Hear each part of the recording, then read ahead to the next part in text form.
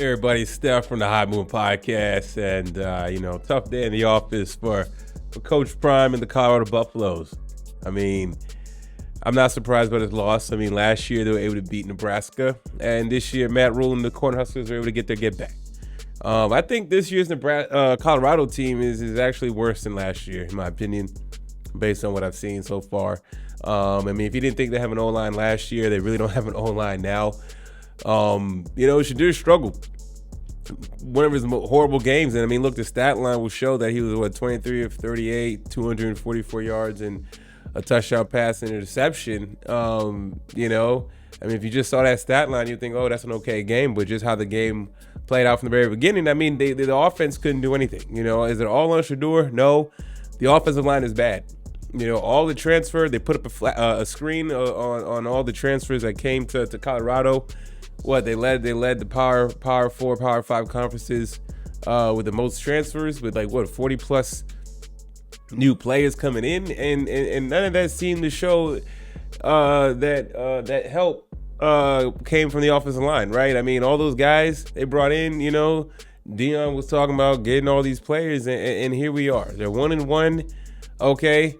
Nebraska thoroughly outplayed them from a defensive standpoint, even though they got, basically got shut down in the second half. But, I mean, there's really no pressure for Nebraska to score. When Colorado couldn't do anything. This game was littered with penalties. All right, the officiating in this game was pretty bad. A lot of targeting calls, a lot of holding penalties. The game was sloppy, but Nebraska did more than enough to take control of the game. And look, man, for Colorado, I mean, the only player that they really got is Travis Hunter. That's it. That is their only offensive threat and defensive playmaker, really, right? And if the season is going to rely on Shadur Sanders and Travis Hunter alone, they're done, right? Now, look, they won 4 games last year, okay? And how they look so far in the first 2 games, I mean, this is going to be a rough year for Deion Sanders. Definitely not making the college playoffs. And I don't see them winning. I don't really see them winning I've barely max 4 games this year is what I'm seeing at this point. Shadur took a lot of hits. He definitely held on to the ball too long at times, even though the offensive line didn't do him any favors. Not a good game. And his stock is dropping as each game goes. The first game, of the season, they were like, okay, they looked all right, but it was what, North Dakota State, right? So how much stock could you put into that game? And then you come to Nebraska, a Big Ten team, all right, with a young freshman quarterback who looked pretty good in Dylan Raiola. Looked really, really good. Even though he had only 185 yards, he was really efficient, has a strong arm, looked really good.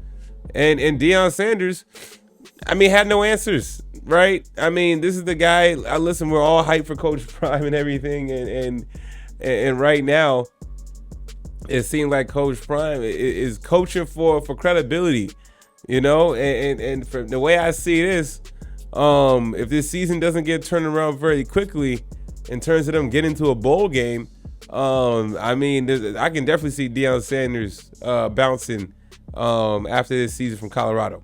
I really do. Once his sons are gone, I don't see why he would stay there. Once Travis Hunter is gone, Jimmy Horner is gone, I don't see why he would stay there. All right, clearly, he still can't recruit at this point.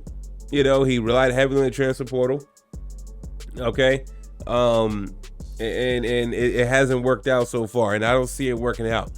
This season's I can see this season ended a travesty for the Colorado Buffaloes, man. And I'm a big supporter of Coach Prime. I listened last year when he came onto the scene and beat TCU. It felt very magical and special. This time around, it don't feel that way. It feel like there's actual expectations.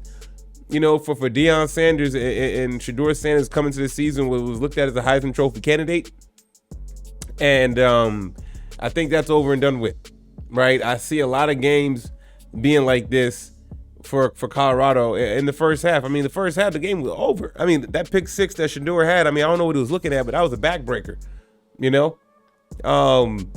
Is Nebraska that much more talented than Colorado? Maybe, but they don't have a lot of names, big names. But there's a lot of guys in their defense making plays. Okay, the running back Dowdell was doing pretty good and running the football. Okay, Raiola looked like the better quarterback. Played a much more balanced, controlled game. Man, Coach Prime got his work cut out, but and this is coming from a Coach Prime supporter, right? But you gotta be realistic, and coming into this season, there was a lot of expectations, and Deion Sanders talked his smack after last week, saying some of y'all wanted to see us lose or whatever. Okay, well, you got the first win out the way. It would have been bad if you lost the first game. Fast forward now, you get shellacked by Nebraska, a team you beat last year, but I think this team is considerably worse than last year. Okay, there's some injuries now on this team, especially with Deion Sanders breaking his forearm. All right, Deion Sanders getting rocked, probably shouldn't have been in the game late.